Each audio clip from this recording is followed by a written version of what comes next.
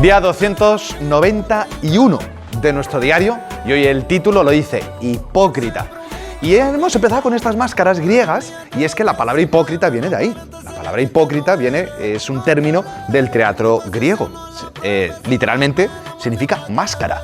Y vamos a ver que es uno de los temas, de los puntos que Dios más castiga, digamos, desde siempre, en el Antiguo Testamento, en el Nuevo Testamento. Así que vamos a escuchar, hoy hacemos una pausa con el relato de la creación, ¿vale? Ayer estuvimos viendo la creación y mañana ya lo retomaremos otra vez, pero hoy vamos a hacer una pausa porque es que este Evangelio no lo podíamos dejar pasar, ¿vale? Así que vamos a escuchar del Evangelio según San Marcos. En aquel tiempo se reunieron junto a Jesús los fariseos y algunos escribas venidos de Jerusalén y vieron que algunos discípulos comían con manos impuras, es decir, sin lavarse las manos. Pues los fariseos, como los demás judíos, no comen sin lavarse antes las manos, restregando bien, aferrándose a la tradición de sus mayores, y al volver de la plaza no comen sin lavarse antes y se aferran a otras muchas tradiciones de lavar vasos, jarras, ollas. Y los fariseos y los escribas le preguntaron: ¿por qué no caminan tus discípulos según las tradiciones de los mayores y comen el pan con manos impuras? Él les contestó: bien profetizó Isaías de vosotros, hipócritas, como está escrito: este pueblo me honra con los labios, pero su corazón está lejos de mí. El culto que me dan está vacío, porque la doctrina que enseñan son preceptos humanos.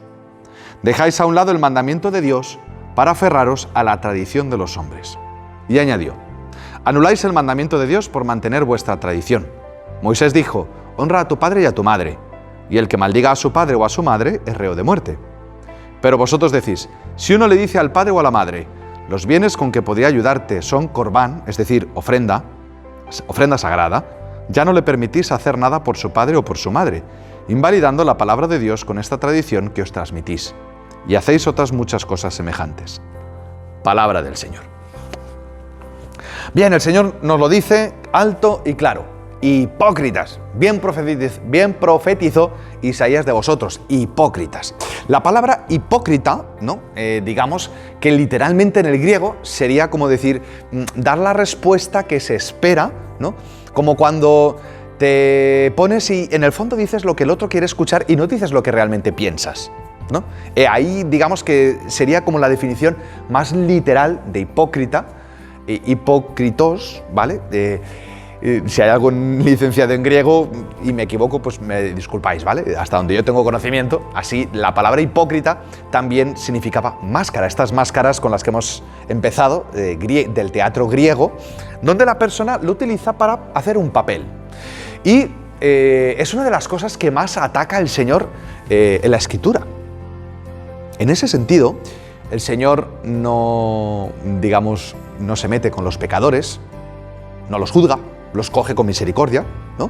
Cuando un pecador reconoce lo que es. O sea, es que fijaros una cosa, ¿no? Al pie de la cruz había un ladrón diciendo: Señor, ten piedad de mí. Es que este señor que estaba ahí crucificado estaba desnudo, porque sabéis que los crucificaban desnudos, con un cartel que ponía ladrón. O sea, es que ¿dónde me escondo? Es que ¿dónde me escondo? ¿Qué cara pongo? No tengo nada que esconder. Es verdad que había otro revelado, ¿no? Señor, bájate y bájanos. Pero ahí es donde las personas que reconocen lo que son, pues, bueno, pues encuentran la misericordia. Y el que no, se mete detrás de su máscara. Y tenemos un ejemplo, ¿no? En el Antiguo Testamento de dos reyes de Israel, ¿vale? Saúl y David, ¿no? En el caso del rey Saúl, ¿vale? Yo digo que es el único que pasó el casting. El rey Saúl dice, cuando el pueblo pide un rey y le pide al profeta Samuel que le nombre un rey, dice, bueno, ¿a quién ponemos? Y Saúl sobresalía por encima de todo el mundo, por estatura, por valentía, por belleza. Era capitán del ejército fantástico. O sea, era un tío estupendo. O sea, ese era como diciendo, es que ha nacido para rey. Y no hay otro mejor que él. Muy bien. Y al final Dios dice, bueno, pues venga, va. Y resulta que en un momento Dios le da la conquista de una ciudad y le dice, sacrificar todos los animales, etcétera, ¿no? Pasarlo todo al anatema. Pero los del ejército dijeron, hombre, estas vacas, ¿no? Y se quedaron con tesoro y con algunos animales, y Saúl, por agradar a su pueblo, al final terminó desobedeciendo a Dios. Y luego tenemos a David, que es otro rey que nadie creía en él, porque de hecho cuando su padre recibió al profeta que venía, vengo a tu casa a buscar un rey para Israel, dejó al pequeño cuidando al rebaño, porque nadie daba un duro por él, nadie. Y resulta que era él. Pues este rey, que nadie creía en él, también Dios lo bendijo muchísimo en todas, pero llegó un momento que se enamoró de otra mujer, asesina al marido para poder tapar un embarazo, en fin, la historia es más larga, ¿vale? Y es un hombre que es adúltero y asesino, pero es curioso que cuando el profeta va a cada uno, las reacciones son muy diferentes. Fíjate, cuando va al profeta Saúl, el profeta al rey Saúl y le dice, oye, no has hecho lo que Dios te pedía, te has quedado con el botín. Dios te dijo que no te quedarás con nada, que todo fuera... Dice, no, es que era para hacer una ofrenda al Señor. No me lo quieras... Has desobedecido al Señor, te has equivocado. Y no lo reconoció. Pero luego tenemos al rey David, que cuando llega el profeta y le dice, oye, eres un adúltero y un asesino, el rey David que dice, es verdad. Y fue cuando compuso el Salmo 50 o 51, según las versiones de la Biblia, que es uno de los salmos, el miserere, ¿no? O sea, misericordia, Dios mío, por tu bondad. Perdona mi culpa, Señor, yo lo reconozco, es verdad, Señor, he pecado, límpiame, Señor, sáname. O sea, el Señor, con todo el que reconoce lo que es, pues no tiene ningún problema. El problema es cuando nos metemos en la hipocresía, cuando ya el pecado se convierte en una forma de vida y es que encima lo justifico yo, ¿no? Por eso, como dice el Señor, dejáis a un lado el mandamiento de Dios para aferraros a la tradición de los hombres, ¿no? Bueno, aquí el problema era el lavado de manos. Yo digo, ¿qué tal que estuvieran en pandemia en aquella época? ¿No? Tenemos que entender que muchas prescripciones de las tradiciones de lavado de manos, etcétera, no dejaban de ser leyes higiénicas, de higiene normal, ¿no? Imaginaros, hace 2000 años, la poquita higiene que tenían y la gente que venía, no había calles asfaltadas ni nada, todo era tierra y polvo, pues antes de sentarse a comer se limpiaban hasta el codo y los vasos y todo, o sea, eran normas que es lo que tú dices, o sea, porque era necesario una higiene, pero no porque tú estés faltándole al Señor, ¿no? O pecando saliéndote de la voluntad de Dios, si no te lavabas hasta, ¿no? Eso es lo que dice el Señor. Dice, sí, que lo de lavar lo lleváis muy bien, pero lo del amor al prójimo lo llevamos regular, ¿no? Y ahí es donde es verdad que muchas veces nosotros nos podemos hacer unos hipócritas y hacer de nuestra fe, pues, como un recorte, esto sí, esto no, ¿no? Yo lo del amor a los pobres, como que no, pero yo lo de rezar, sí, esto no, y es que nuestra fe no es un buffet libre, ¿no? Por eso dice el Señor, dice, habéis dejado a un lado el mandamiento de Dios y os habéis aferrado a los mandamientos de los hombres.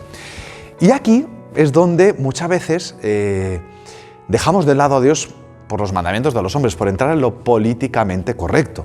Todos sabemos que hoy por hoy nos encontramos en la dictadura del pensamiento único.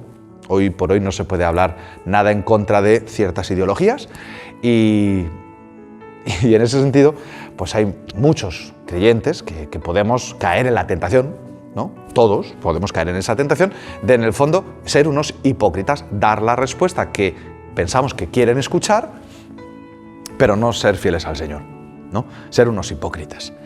Y en ese sentido, muchas veces a los curas nos toca ser los malos de la película.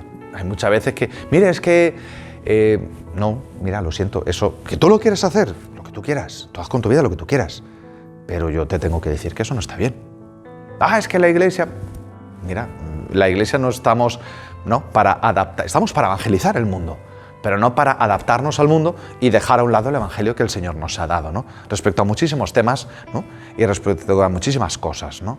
Por eso el Señor nos dice, pues que no seamos hipócritas, que no nos conformemos a las tradiciones ni a lo políticamente correcto, sino que seamos fieles al Señor, ¿no? Y seamos claros también en nuestra identidad como creyentes, pero que también tengamos en cuenta que muchas veces aquellas cosas que defendemos con tanta valentía, pues a lo mejor estamos defendiendo no el centro de nuestra fe, sino el color del bordado del mantelito de la misa. Vamos a ver, ¿no? Como decía el Papa Francisco, vamos a defender el núcleo de nuestra fe, que Jesucristo es el Hijo del Hombre, es el Hijo de Dios, que ha resucitado y que tiene vida eterna. Y resulta que si tiene vida eterna y se la da a todo el que crea en Él, ahora resulta que todo tiene solución. Por tanto, no todas las soluciones que nuestro mundo plantea, claro, si no tienes fe, pues no hay nada que hacer, pues entonces pues todo vale. Pero resulta que si Dios existe y tiene poder para transformar la vida de las personas, entonces ya no todo vale, porque siempre hay un lugar para que Dios pueda actuar. Entonces, claro, ahí es donde todo cambia, ¿no? Bueno, que en fin, que no seamos hipócritas, al fin y al cabo, ¿no? Que no seamos de doble faz, que no nos limitemos a dar la respuesta que pensamos que quieren escuchar, como dice etimológica, y que no seamos de caretas, ¿no? De caretas. Dice el Señor, este pueblo me honra con los labios, pero su corazón está lejos de mí. Quiero terminar con una reflexión al respecto. Hay mucha gente que se da cuenta, ¿no? que su corazón está lejos de Dios y deciden abandonarlo todo. Y yo soy lo que digo, ¿por qué no hacemos al revés? ¿No? Retiras tus labios de Dios, dejas la fe y dejas de practicar. Bueno, ¿y no es más fácil que sigas viviendo tu fe y que Dios vaya tocando tu corazón para que se una a lo que digan tus labios? Yo personalmente ese es mi deseo. Cada vez que leo este pasaje, yo digo, os comparto una reflexión personal. O sea, sí, muy bien, el comentario del Evangelio de todos los días, pero no penséis que yo predico mi virtud. No, yo predico la verdad del Evangelio, que igual que vosotros, yo también me lo escucho y también necesito que el Señor actúe en mi vida. Ninguno de nosotros somos tan perfectos como para dar lecciones a nadie, pero sí es verdad que compartimos una verdad a la que estamos llamados todos a vivir, de este lado de la pantalla y de ese lado también. Así que nada, hasta mañana y vaya usted con Dios.